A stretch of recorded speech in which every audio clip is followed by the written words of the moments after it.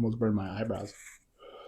Welcome back to Scary Stories Before Bed, human written horror that you could listen to before you go to sleep. My name's Ari. I try to write these like once a week, so if you like this, please comment, follow, subscribe. All of it helps me out. I recommend listening to these when you're in bed, relaxed, comfortable, and the lights are off.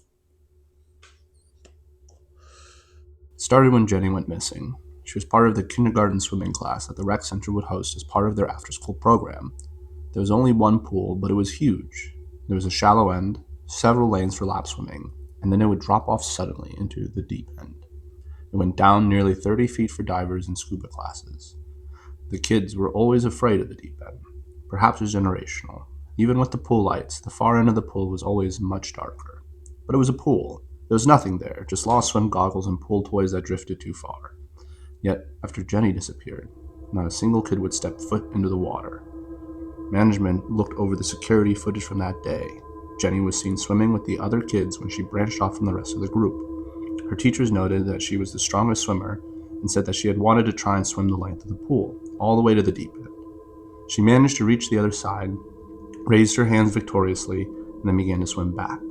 She took a deep breath, ducked her head under the water, and never resurfaced. The police did a sweep, suspecting maybe she had tragically drowned. They could not even find her body. The rec center shut down for a while, but the instructors started getting frustrated. No one could come up with an answer, and nobody wanted to get in the pool again. The head instructor, Chris, began urging the rec center to reopen, as he and his fellow teachers depended on business as usual. Without a definitive answer, the rec center opened the pool back up. However, even the adults avoided the dark side of the pool. Irritated by the swimming congestion and everybody's childish behavior, Chris opted to demonstrate that it was safe. With the crowd all smushed in the shallows, Chris took a lap to the other side of the pool. He began switching from butterfly to backstroke to freestyle, all alone in the deep end. For about 5 minutes of display, Chris urged the crowd to stop being so scared and began treading his way back. Suddenly, he stopped moving. One of the instructors asked what was wrong, but Chris was not even listening. His attention seemed focused entirely on something beneath the water. He began paddling frantically, splashing up a storm, but was stuck in place.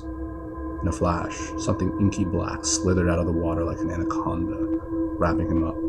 Before Chris could even scream, the tentacle pulled him under, leaving only bubbles. Several others were injured in the chaos that ensued as people scrambled out of the pool. Like Jenny, they were never able to recover Chris's body or find out what had grabbed him. The rec center permanently closed that day.